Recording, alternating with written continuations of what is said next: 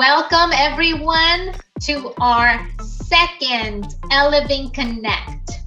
These monthly connections were made with the intent to help you spark ideas and motivate you to take action in your career success. So thank you so much for joining us. We're extremely excited to welcome you on this warm afternoon here in the East Coast.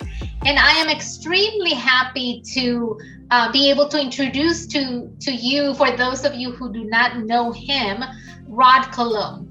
Rod left a prominent position in Wall Street to become its most outspoken advocate. Today, Rod is a motivational speaker. He is a career strategist. He has traveled worldwide speaking with professional groups, colleges, and corporate leaders to deliver his unique call to action: own your career. Rod, it is my pleasure. You and I met a few years ago. You were my trainer as a HISPA role model. You came to my place of employment and helped me train. We have committed to giving back a percentage of our profit back to HISPA, and we do that every year. Not only in-kind contributions with our time and role modeling with the students, but also from a financial perspective. That's how much we believe in the program, and we're excited to have you here. But tell us a little bit about, for those that are listening, what does own your career mean? Well, thank you, first of all, Claudia. This has been, certainly our relationship and over the years has been fantastic. And Joanna, un placer, and really congratulations in what you're doing and giving back to the community. Own Your Career came out of when I left corporate America and said, I'm going to make a lot of money when I left corporate America. And it turned out that this Latino from the Bronx had no clue the training or the lack of training that I had. So I had to develop a way to be successful for myself, my family, the 3 kids. And that's when I started to look at myself and what I was doing as a business, just like any enterprise. And when I started using certain techniques to really change my behavior, can't change the personality, but change the behavior of how I looked at things versus being entitled to being an entrepreneur, the whole thought to enterprise. Those started thinking about that, look, it's not about begging, it's about providing value and services. And so when I started looking at what I did as a business, that I provided services, I have a brand, there's my website, there are various types of things, I felt that it is my right, it is my place, I have a seat at the table as anyone else does, versus the baggage that as a Puerto Riqueño I came with, growing up in the Bronx and waiting for things. It was about taking action. And I looked at my family as the board of directors, where my 3 kids were on the board. And I'm like, my little daughter, who's now, oh my gosh, she's beautiful, but she's got a baby. But I would think of them on the board. And I'm now answering to them, my family, la familia. So from that point, Own Your Career then was something that, looked at my first year, I tripled my income from corporate. And the change was that it was about what am I going to do for others and the service and the value that I could do it, and to do it that way and to be the CEO of your company is you have to believe in it. The first person you need to convince that you're great is the person in the mirror. Thank you. Thank you for sharing that story, because I think that some of us are in that journey, and sometimes we have the little boys that tell us, no, you're not enough, you're not qualified, you don't have the potential, and we want to listen to the one that says, no, you're great, you already accomplished, you have been able to overcome the obstacles, you have 2 cultures, you have 2 languages, right? So it's always that that balancing act. So tell us a little bit more about who has had an impact in your life. Is there a person, is there a situation that has had an impact on your life as a leader? And if so, who's that person or what was that situation, other than obviously what you mentioned about leaving corporate America? Yeah, great question. And I've been asked this before. And I always go back to in 8th grade, we would have this like autograph book that we would pass to other teachers and friends and classmates, and they would sign some things for you about your future and congratulations. It was nice meeting you. And I remember Mom giving that to me, oh gosh, maybe about 10, 15 years ago. It says, what she found on the attic.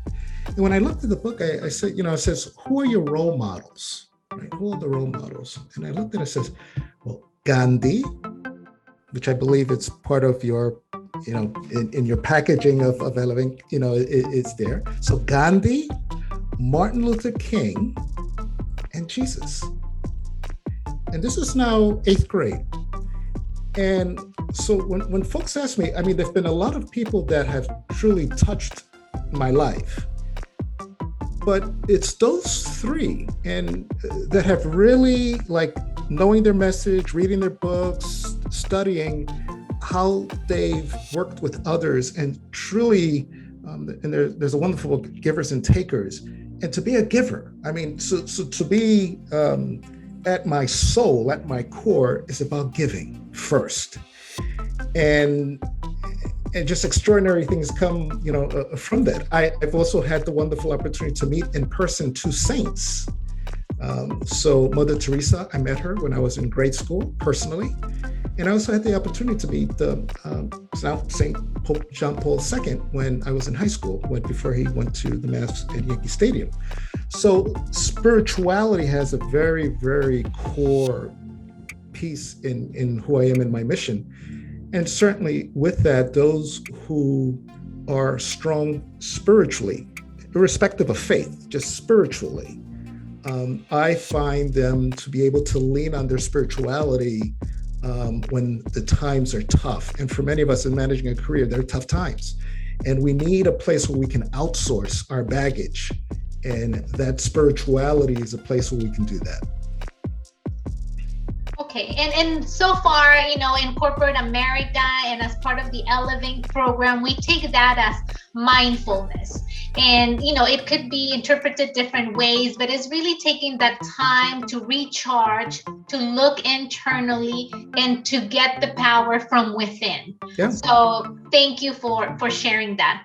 I want to now switch to the topic that you are an expert on. We, at the end of the day, we are in a professional environment. We want to make sure that we are utilizing this time and this platform to equip our participants, our alumni, our ecosystem with useful tips and techniques that they can utilize. So let's start talking about networking. Why is networking an important skill? And there's no right or wrong answer. We've talked about this, but you are the expert on this topic. You have a book, and we want to hear your definition of networking. Yeah, once again, networking to me is breathing. It's La Familia. It truly is about helping others. If we look at networking as what can I get out of it, it's not the right way. It's not my way of looking at it. So for the Latino community, and for many of color, this whole thing about helping others, giving to others, supporting others, sharing with others is something that comes naturally to us. So, but what is it about our community that struggles with networking is the ability to ask for help, to ask for support, to ask for an advocacy, to ask for an introduction, to ask. And I struggled with that. I will give everything I have, but to ask, I'm not sure about that, right? Because, we're supposed to do everything, right? On our own. But no, career management and career ownership and developing your career is truly about networking. Now, what do you get out of networking? One, you feel great in helping others. Two, they will help you back. There's a reciprocal piece, but it's not, we're counting. I gave one to Claudia. Claudia gives me one back. Oh, I give Joanna one. She gives me two. No, we don't count. We don't do that in family. But the thing is, we need to ask for what's going on, what's in our career, what are our opportunities, so we have to learn as to what to ask and how to benefit, and certainly using social media. Look, networking, yes, can we get opportunities, jobs, information, career intelligence, business intelligence, all those things absolutely can be done. And the mindset of career ownership and being the CEO of your Me Inc. almost gives you the right to ask. It is my right as the CEO of my enterprise, and I am now responsible for my family, leading a great organization, that it's okay for me to ask. That's what business owners do. It's natural. So it's changing the behaviors. And ultimately, look, I'm right now in Buffalo, New York. My granddaughter, Lily, over a year ago, she was born with the Turner syndrome. Means she only has 45 chromosomes where everyone is 46. The hospital she was born in indicated that they were not able to help her, and they were basically just kind of leaving her to die. It was through the network that a friend of my son contacted the president of a university, who contacted the CEO of Nemours, who contacted the surgeon, who happens to be from Peruano. He said they looked at her chart and they flew her immediately to Nemours, DuPont Nemours in Delaware, one of the finest children's hospital in the world. And if it wasn't for the network, who knows, right? So to me, the network and networking, yes, career, business, all of that is, yes, and we learn it, but there's so much more, so much more to networking, and it's really looking out for each other. So with that in mind, what are some of the mistakes? And I think you already touched upon some of those, but what are some of the most common mistakes that someone that may not be as experienced can do when networking? Yeah. One is what we would consider a networking jerk, a networking drive-by, and that is, it's all about them. They just have a misunderstanding of what that networking is and isn't. They have not been prepped. They have and for many of that is having a negative attitude about it, that this is not going to work. So I would say that many individuals who struggle with networking have they just haven't been given the opportunity or to learn the beauty of what your own network, what you can do within your familia, that you could truly reach out to them, and that's critically important. And to do that, it's the opportunity, ability to ask, and to know what your value is and what are you about, and what are you comfortable in doing? Because to have a conversation with someone that is going to be substantive, you need to know who you are, where you're going, what's going on in your life. And I always look at it from a battery. Are you draining my battery, or are you energizing my battery, right? So are you giving or taking? And most individuals love those who are charging them up, or supporting them, and helping them, looking for ways. And we need to look at it from that perspective. Well, I really like your perspective, because what we do with Elevink is as I mentioned before, and those of you who are here, you've been part of the programs, but we modify our cohort curriculum to actually start with the personal success program. And it's a boot camp. It's a 2-day, 9-hour, very intense program, but that's exactly what we do. We talk about our strengths. We talk about our challenges. We talk about our beliefs. We talk about our North Star. We talk about where are our aspirations. And at the end, we end up with our value proposition, so that we can learn to pitch to others where can we help them? So thank you for that perspective. I never thought that we needed all of that in order to be ready to network. So I'm going to take that as a check mark that we are on the right track, and that at least we are providing those spaces and opportunities to have our alumni and our participants get ready for that. So with that, let's finish with the 5 tips, 5 things that people can put in action immediately to become better at networking. Number 1, know who you are. What's your value? What do you do? Where are you going? That's the conversation that typically when networking with somebody, they're going to ask you, tell me a little bit about yourself.